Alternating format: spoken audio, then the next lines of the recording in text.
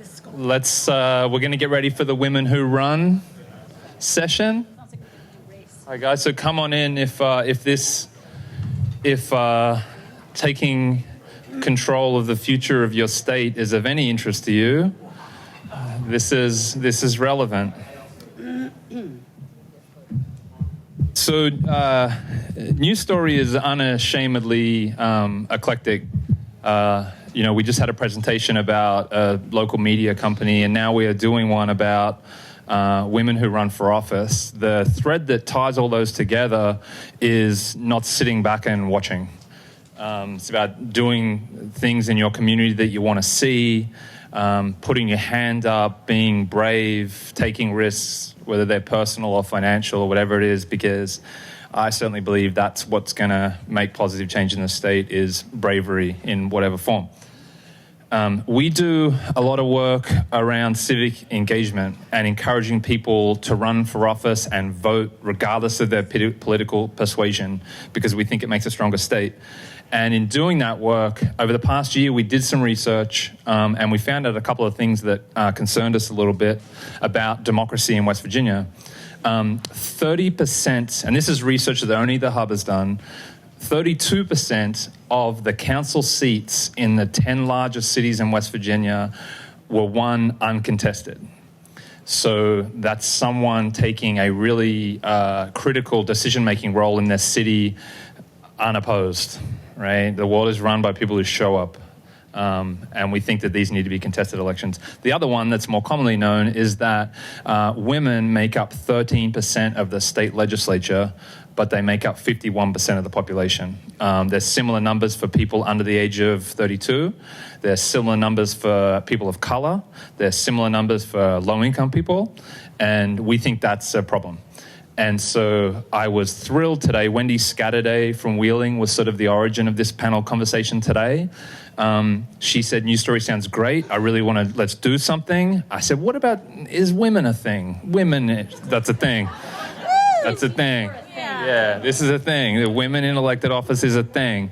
And we knew it was a thing because we threw some invites out to these incredibly busy women, and everyone jumped on board. The only person who's missing, and you can't blame her, is Barbara Fleischauer. We got a lot of other people to blame for that, I'm sure. We all know where she is today. So the theme of this is women who run for office, why they do it, how they do it, things that they might be able to tell people who are thinking about running for office too, men or women, to inform them and educate them. So let's start. I'm going to start by asking a first-time candidate. Let's start with you, Wendy. So you are an architect, is that correct? Yes. What was the moment? Was it a light bulb moment for you, or was it more of a general progression that made you think, I need to get involved in what's happening in my community in a formal capacity? I would say it's a little bit of both. I think it's important for the room to know and the world to know that I hate politics. And that is the truth. I'm a registered independent on purpose. And I suppose part of that I get from my dad. So the mantra of being beholden to no one and nothing except for my neighbors and my fellow residents of Wheeling. That's who I'm committed to, and so I'm committed to the right thing to do, whatever that may be. And for me, the right thing to do was actually a very, very much, was never interested in formal public service, and rather I had the personal philosophy that serving my community, that I could be best and most effective as an architect, working with community groups, my clients, through my church and other engagement points, that I really have a life of a dedication to service, and that's something I learned, again, from my grandparents and my family, and it's part of our family life. But there was a moment in time where it did become clear to me that the potential and the possibility of being more effective in helping my community would potentially be in formal public service and in terms of being further upstream on the decision-making process. And that was really a struggle for me, but there was a moment when I had to make a commitment of understanding in myself, what can I do to be the most effective? And so that was that crossover. And there was an issue in your community, right? It was something specific. Yes, we had a neighborhood issue, and so that was a beginning in terms of my neighbors looking to me. It was a development issue. So as an architect, literally my neighbors looked at me and said, "You know things about that. You need to talk at the meeting."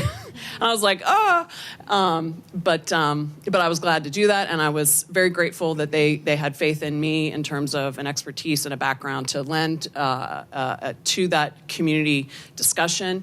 And then really the point in time where the neighborhood issue was happening, actually there was a two-year gap.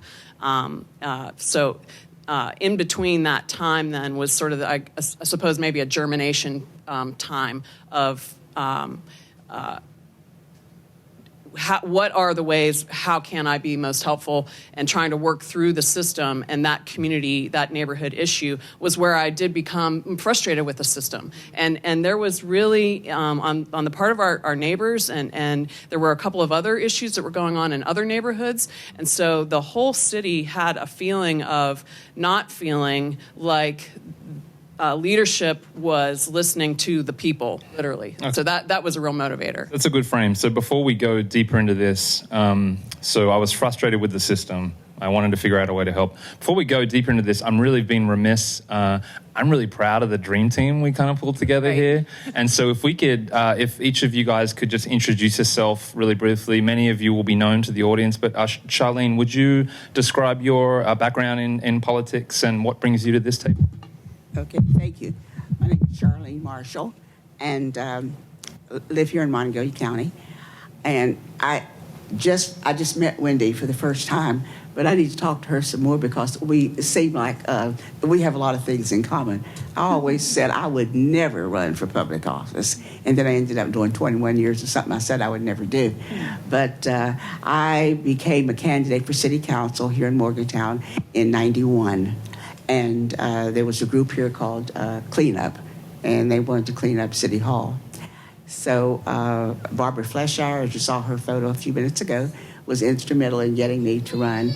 And I told them probably a million times, no, I can't do this. And then, I don't want to spend too much time doing this. I'll get back to this later. There was a group that called me, and I thought, I'm going to run now. So I ran for city council. I was elected, and the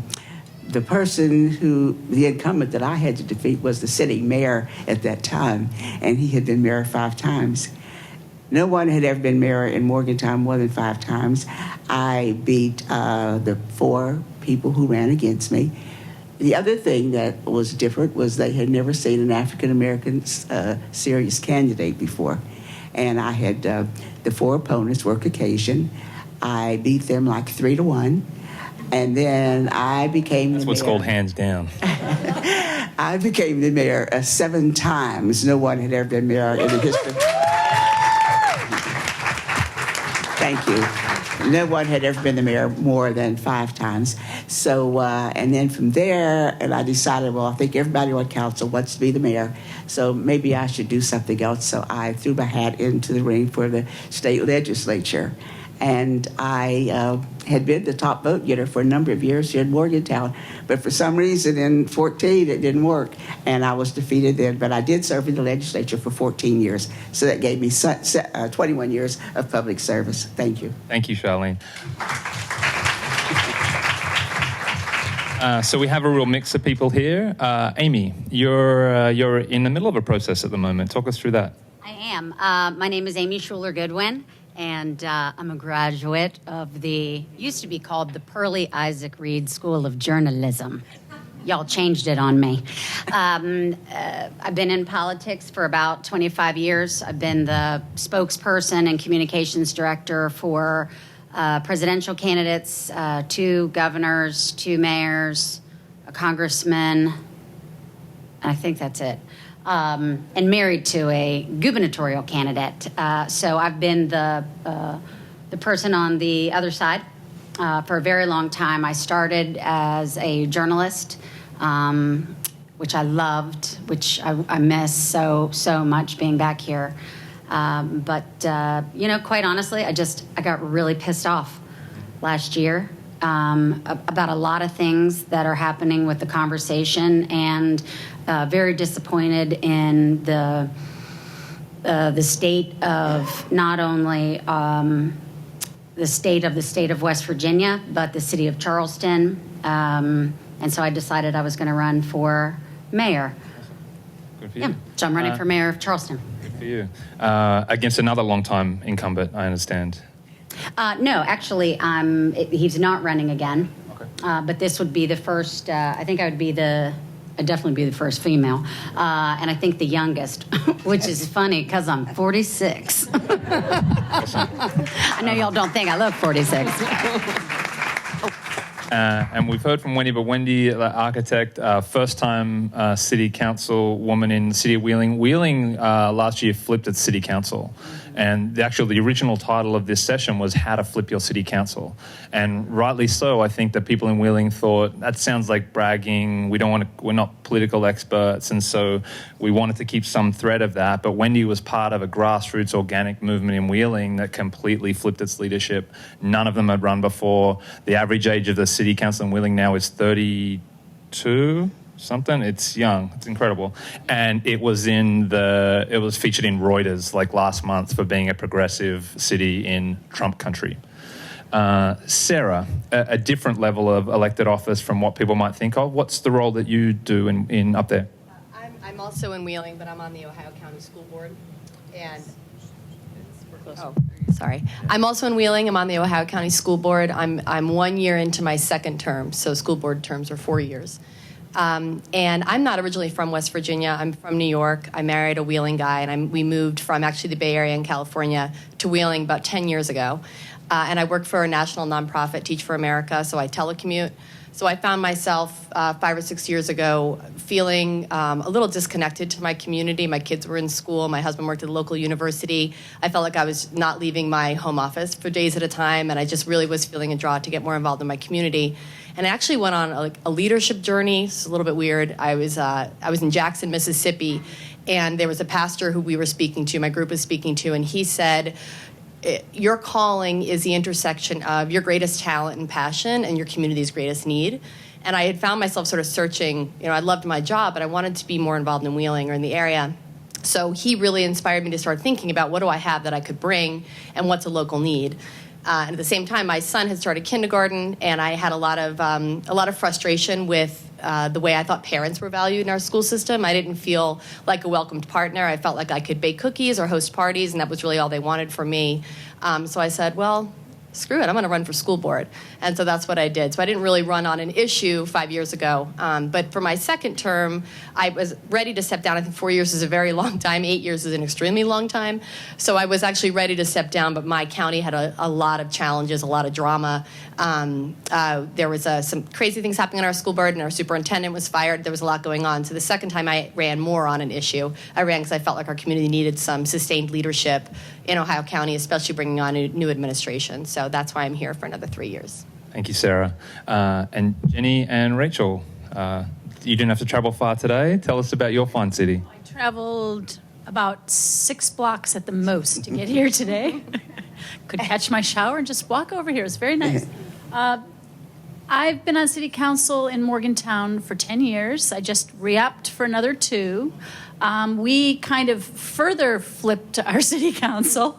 So we were already pretty neighborhood, local business oriented, and to the extent of 4 members. And now we're pretty much solidly a progressive group.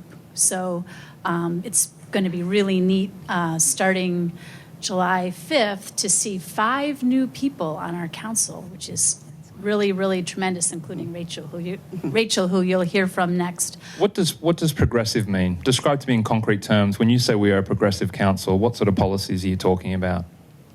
Progressive, I think, means something different to different people. So to me, progressive means forward thinking. Mm-hmm. And many of us, it has been noted, I didn't really pay attention to us.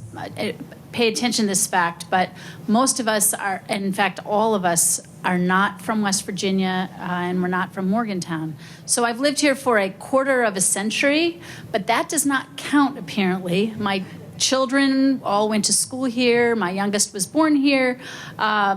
I've lived here longer than I've lived anywhere else, but I was not born here.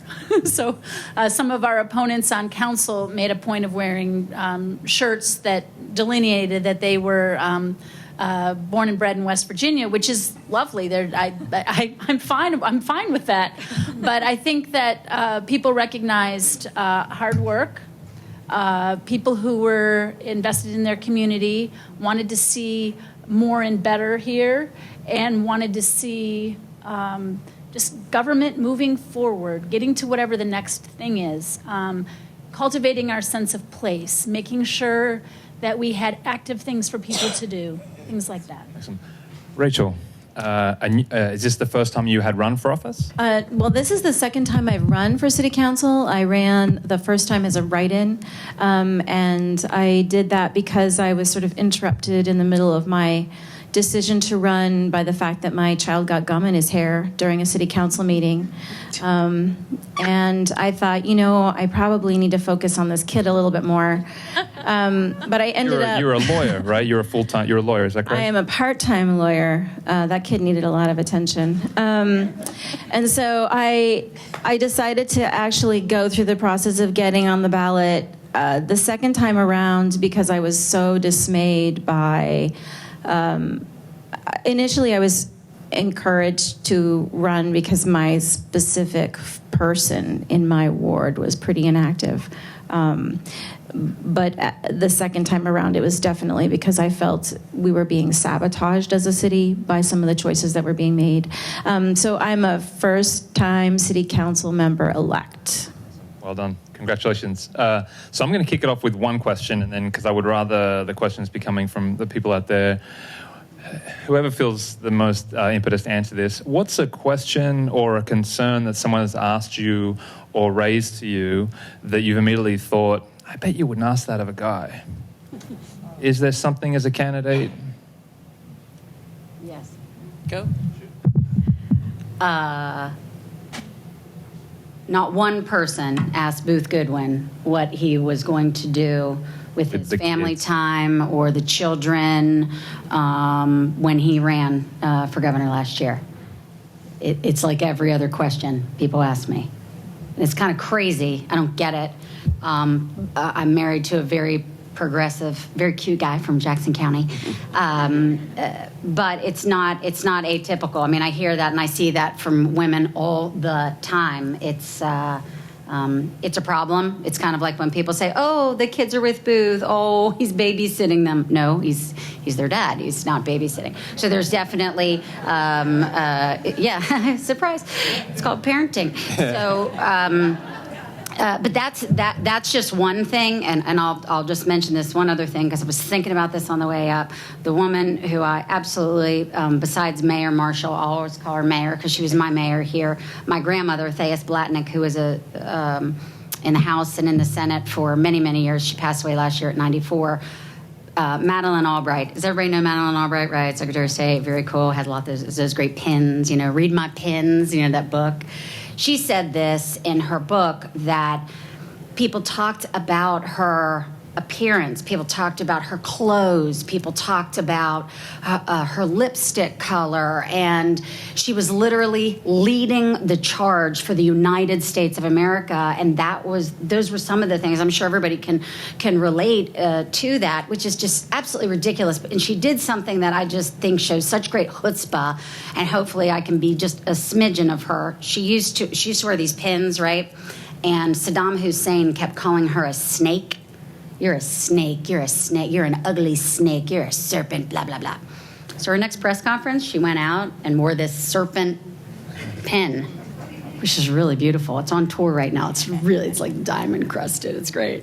And the reporter said, what's that about? And she said, it's my response to, fine, I don't care. I hear you, and I don't really care. That's ridiculous. So, Rachel, you had something to say. Mine is much less significant than that. Immediately after the election, someone called me and told me they were going to drop off a cat at South Park because it had a chronic UTI, and they asked me what they should do about it. Luckily, Description. right. Luckily, I had a cat with a UTI, so I was on it. I'd like to. Oh yes, Jenny. Pardon me. So, shoes. So I don't know if you can see my shoes, but they're sandals. And they have an open toe, and they're comfortable. I think they look decent, but they're comfortable. So I was wearing similar shoes when I was asked to speak in Pittsburgh. So I was the mayor at that time. I got in my car. I drove to Pittsburgh to speak in front of 1,000 people. People, after we spoke, came to Morgantown to see what the excitement was about after this nice speech. I was there with the mayor of Memphis, Philadelphia, Pittsburgh, maybe one other, maybe Nashville, I'm not sure. But we had all mayors. I happened to be the only female. And somebody took a photograph across my feet, and you could see the other mayors. And someone from Morgantown, who's a little snarky, put that photograph online and said something about my footwear, and I think maybe my choice of pants on that day. So I had on a jacket. I had plenty to say. I did a really nice speech. I was very proud of myself. The other mayors all had entourages. They had arrived by airplane. I had come by myself. I had my one little bag. I didn't have somebody to pass out pins and somebody to do this and somebody to do that. I was just there representing Morgantown, doing the best I could, and the comment was about my footwear. And that I think maybe they thought it was too informal, but this was a pro-walk, pro-bike, pro-sense of place event, and we were walking all day long, and I was not wearing some kind of fancy heels. I am sorry. Yeah. So,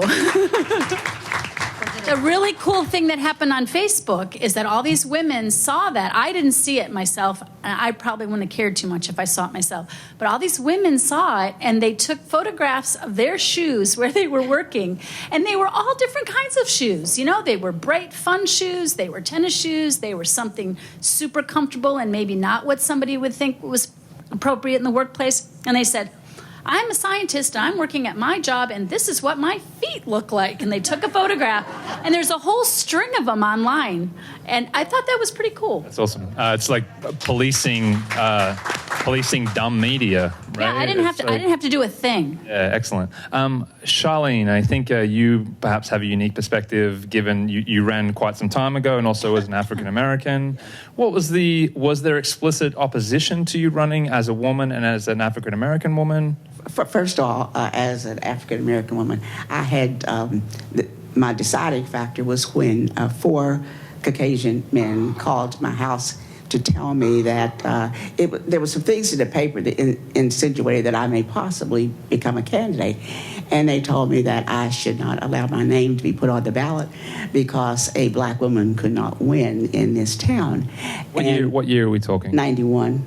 So at one time, I was just coming in from work, and someone called, and the guy said he wanted to talk to me. And when he started talking, I said, I really don't have time to talk to you, and I don't want you to think I'm hanging up on you, but goodbye. Well, he in turn came to my house. He drove across town and came there right away. And he said, I really need to talk to you. He said, I have 4 men that I'm putting a slate together, and they've all pulled themselves up by their bootstraps. And all 4 of them, their fathers were killed in the mines. So I don't want you on the ballot so I could have them. And I said, you know what? Come on in. I do want to talk to you. And he's the guy that I had just hung up on. And I said, let me tell you something. You do not know one thing about me. My father was killed in the mines when I was 6 years old. My mother's father was killed in the mines when she was small. And my first year out of high school, My stepfather was killed in the mines, and he just sat there with his mouth gasped open, and I really told him off. I don't use bad language, but I told him off in no uncertain terms.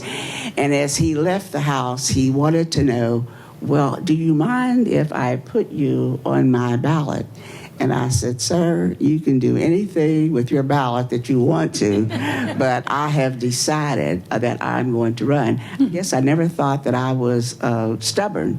But once they told me that I couldn't run and that I would not run, and they said, well, a black woman, I said, well, let me show you one thing. I'll let you know what this black woman can do. And that was...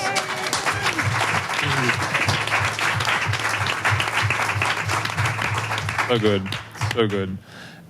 So do we think then that maybe the inherent sexual bias, preconceived notions about who should be running for office and what they are, it seems like it's changing, obviously. Is it as explicit now as it was then?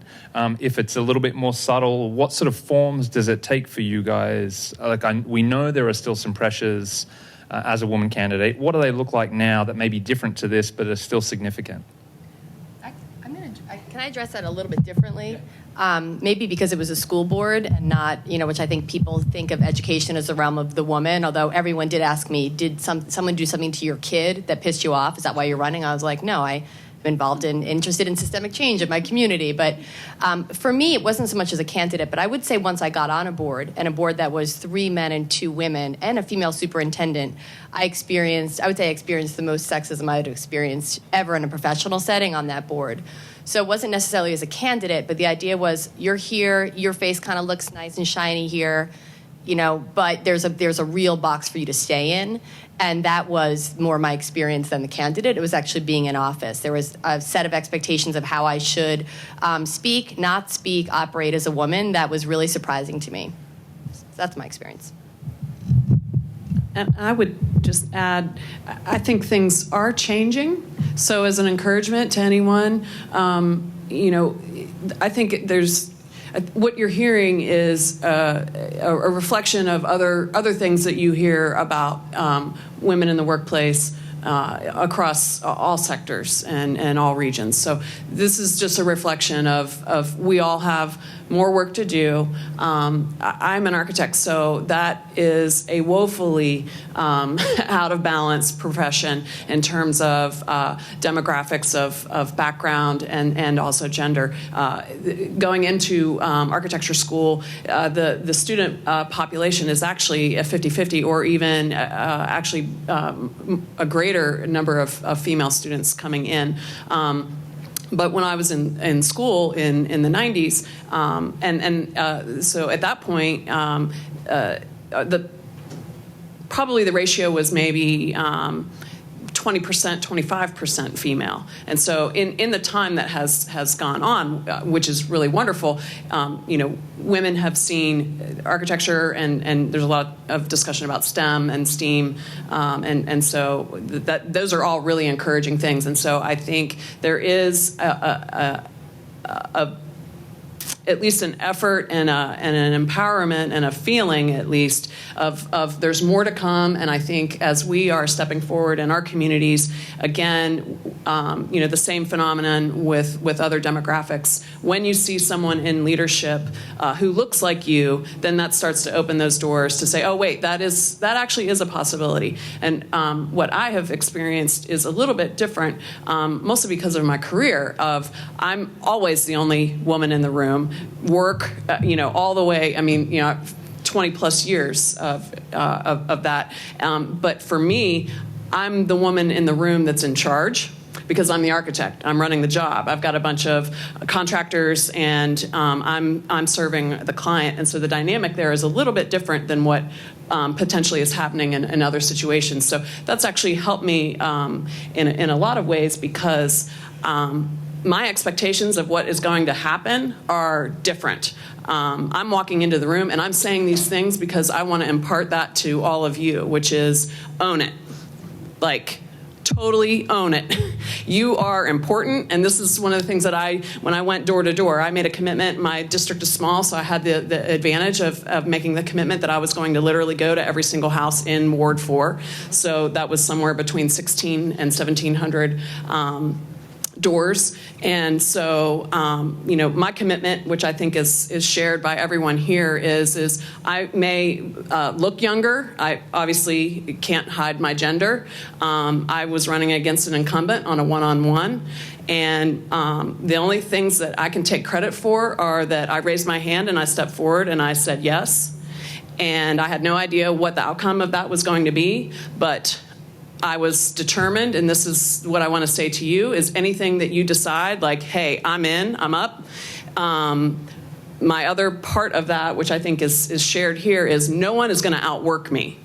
So even though I was going up against an incumbent and up against a system that was very entrenched, the probability was very much stacked in the other direction, and so I knew going in that there was a fairly uphill situation.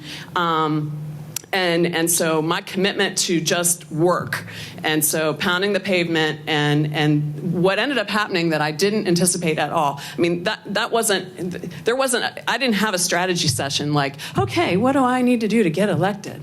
That never happened, and so don't ever ask me for any advice about how to get elected, because again, I'm an independent. I'm not part of the system, and I won't be. But if you want to know how I think you should get elected, that's by being you and outworking anybody and anything that is coming along the way. And people see that. Amy told me that Wendy would not be afraid to talk some home truths. That's good. I grew up with Wendy. I'm so glad I don't have to run against her. Yeah.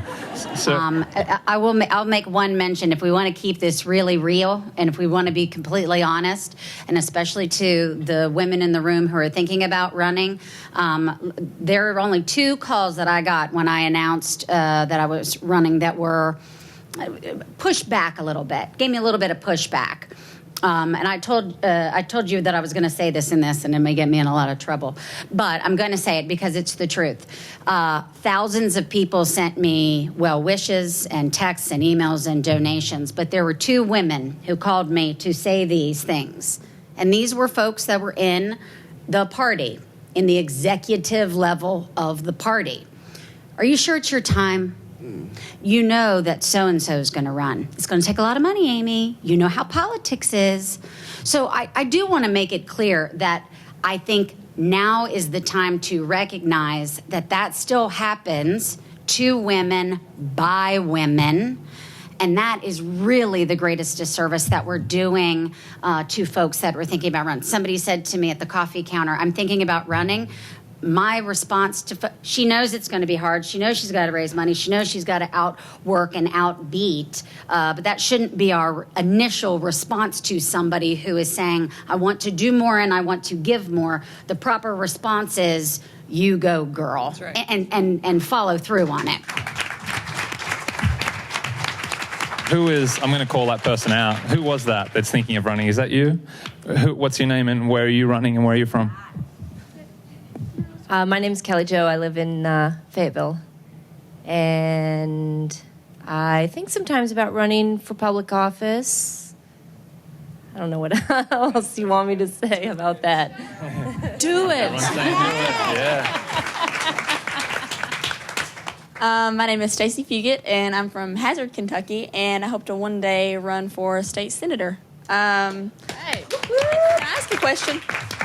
And first of all, I want to say what everyone here is thinking. Y'all kick ass is what, I mean, I just love that. But also my question is, what is the biggest obstacle that you all have faced, and what are your tips for overcoming that? Biggest obstacle. Yeah, Rachel. Hello. I like to think of myself as sort of the Leslie Knope of the room. And I actually have a picture of Jerry's painting if it ever shows up. I think one of the most important things that we can do is demystify this process. People who are elected to office, whether they're men, whether they have a vagina or a penis or whatever in between, those folks are not mystical unicorns, okay? They put their pants on or their skirts on or whatever it is the same way that you do. The difference between some folks is that they have a team of people that are funneling money, they're funneling staff, they're funneling all of these amazing things that we think you have to be elected. I have some very special pictures of my son up here, mostly because he's a complete saboteur. That child would interfere with every single thing I was trying to do. If I was trying to do a photo shoot for my, my newspaper ad, that would be impeded by my beautiful son. If I was trying to accomplish anything, get to a meeting or go somewhere, there was always something that seemed to interrupt me, and I would look around and I'd say, where is my freaking assistant? Because that person never showed up to do anything mystical or magical for me because she was in North Carolina. I just want to encourage you and tell you that you can run anyway. Bill Kowacki and I raised the least amount of money for the city council election, and we won anyway, partially because we work really hard, partially because we do a lot of things. And I have to say, our whole panel, with the exception of one extremely charismatic individual, we all had lower budgets than every single person who ran against us. And I think it's so important. You may not need as much money as you think. You may not need as much time as you think. You may not need the support that you wish you had. Sometimes you can just take a step out and do it. And I think it's very important to understand why here and why now it's so important for women to run. There are a couple of states that have fewer female legislators than we do: Alabama, Oklahoma, and Wyoming. Okay, our infant mortality rate is number 44. In terms of child wellness, we're scraping the bottom along with Alabama. We're at number 50, somewhere in there. We are scraping the bottom. And part of the reason we are is because the folks who are representing us have not spent all night awake with a baby. They have not been vomited on. They've not been crapped on. They've not held a baby with a drug addiction for hours. They have not done the things that mothers and women are doing every single day in the state. And so you have to do it.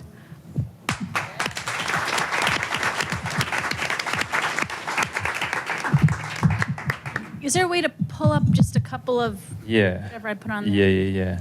The photos you sent me this morning? Yeah, let's go. Can we not watch me do this? Let's I'll make a comment while you do that. While I'm bringing that up, I can do a little brief for that. Perfect. So what these slides represent are the things in my community that I would like to see different, better. What in my community really makes it an impact for me, for my family, for my neighborhood. Local politics is marvelous. And those of you who are wanting to run for higher offices, it's really great to start local. You don't have to start local, but it's really great to start local because your neighbor will come over and they will tell you exactly what is going on and what you need to do to fix it. And it's up to you to figure out how you're going to handle it. If you're going to turn them over to someone else, if you're going to ask them to send an email to someone else, if you're going to take that issue and you're going to handle it. But however you do it, you can make a huge impact in your neighborhood. So this is what I would like to see on my waterfront where I live. So I'm in Morgantown, West Virginia, and this is our waterfront, and this is an activity that happened last year, and this was totally instigated by me. There are not that many things on a city council of 7 that you can say you did individually, and that's great. But this was one thing that I very badly wanted to see, and so by gum, I made that happen. So this is just a try-it event. I got together with a partner at the university had lots of boats. Bow Park, our park district, also had 10 boats. So it's paddle boards and kayaks, and it's just inviting people for free to come down on the waterfront and try kayaking and try paddleboarding. And we were just sort of pulling people off the trail. I went on, what is it, Jamie? There's a person who comes, a personality on the news, on the radio. It's JJ. But anyway, I called Jamie and I said, Jamie, this is going to happen, and just invited people from the community to come and try. And so this is our amphitheater, and we're working on a grant from the Ruby Foundation to really upgrade our amphitheater. These are the bones of what we have right now, but we're working on upgrading it. And if you would just keep shifting them. Sorry. So we're going to work on putting a cover over that seating area so that when people come to see, this is a solar-powered water wheel that's in the harbor in Baltimore, and actually out of the Pittsburgh Corps of Engineers, they helped design this, but it's not on our river. It's in Baltimore. Well, wouldn't it be great to have above the dam in Morgantown, to have one of these there?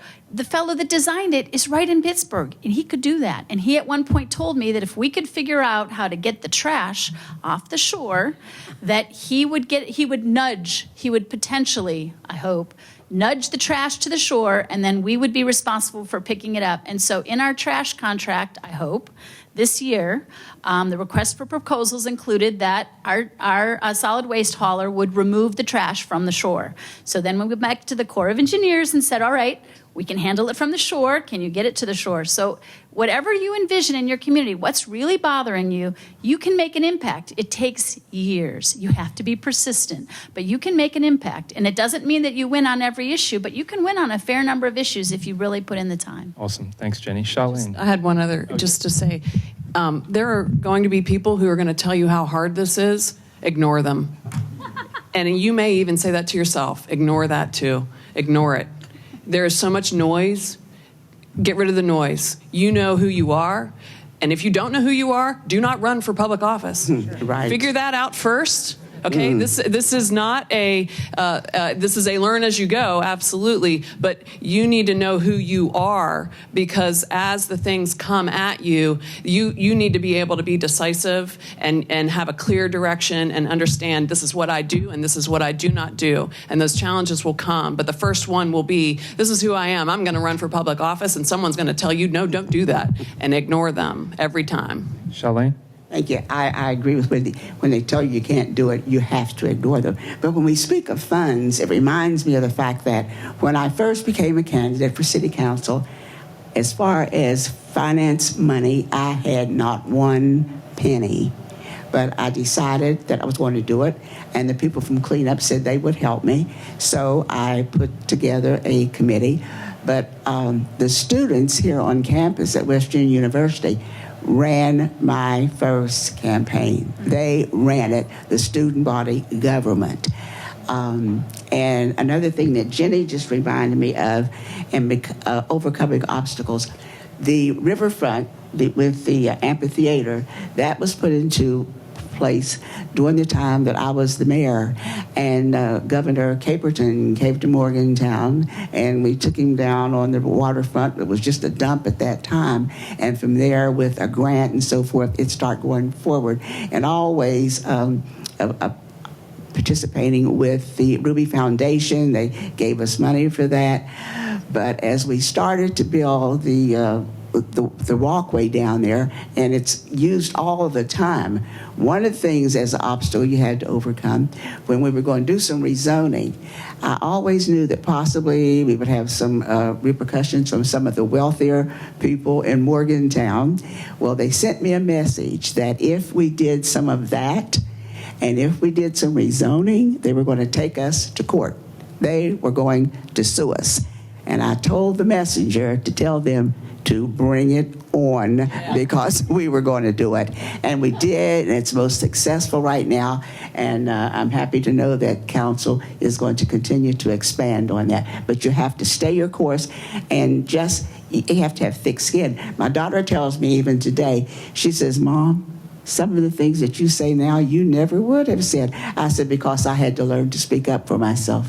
So that's what you have to do. So I want to leave, obviously we want to keep this moving, and I want to leave some questions, some time for people to catch up with these guys afterwards. But one question Amy suggested I ask, so the elephant in the room is that the fact that women are underrepresented in elected office isn't because the voters are sexist against women, it's because women aren't running, right?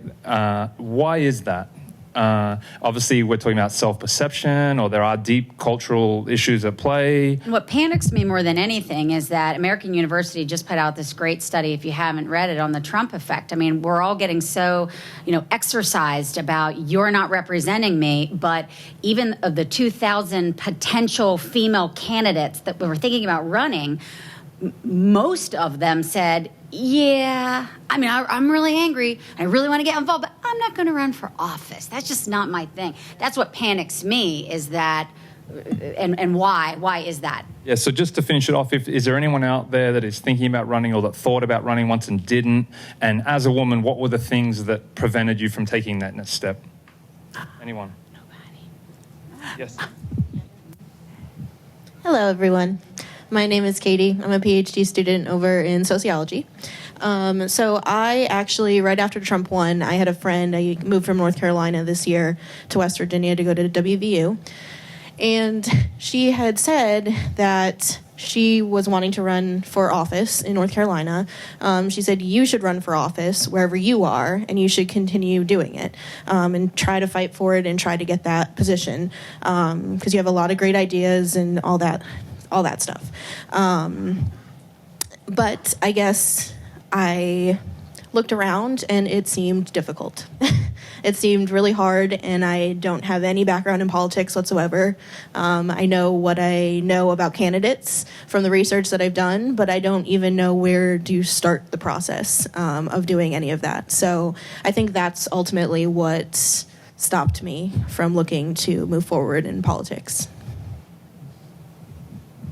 Just also to give, I'm a, as they say, a lady of a certain age who was raised in the South. And I think a big part of it is just the way we bring up girls in our nation. Yes. You're brought up to be pretty and to sit there nicely and to not say indelicate things and to not have too big of either a personality or an opinion, because then you will not be liked. And in today's atmosphere with social media, where people can hide on screen and threaten to do hideous things to you, that's a big step to take out into the world.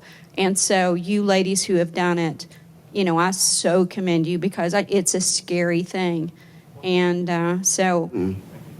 also, all you people, bring your girls up to be warriors.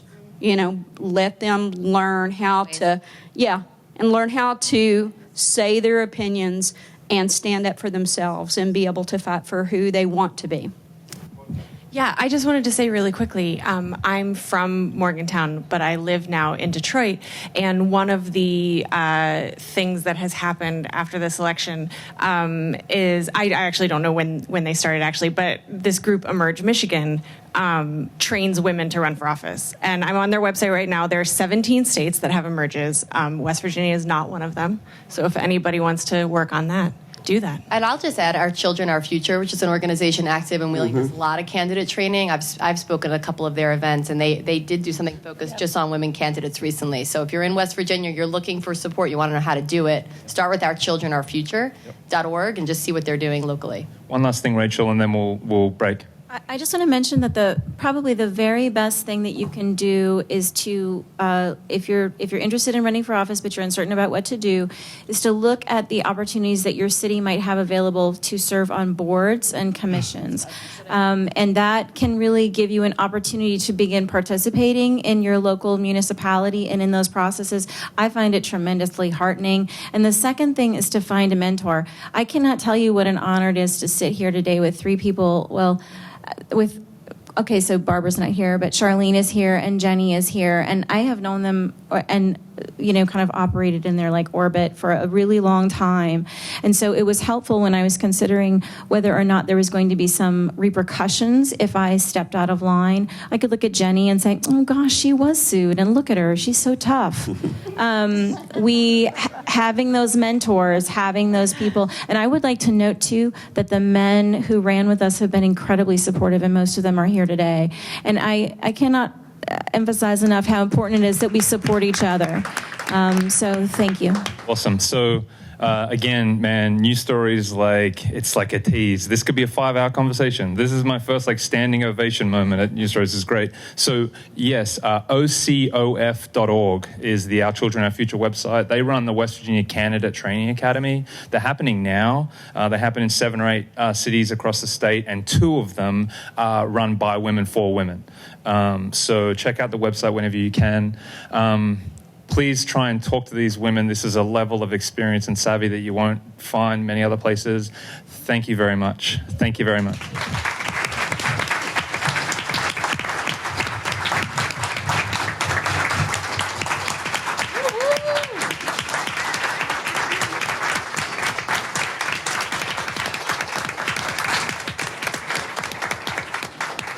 Glad I get to be with you, Mayor.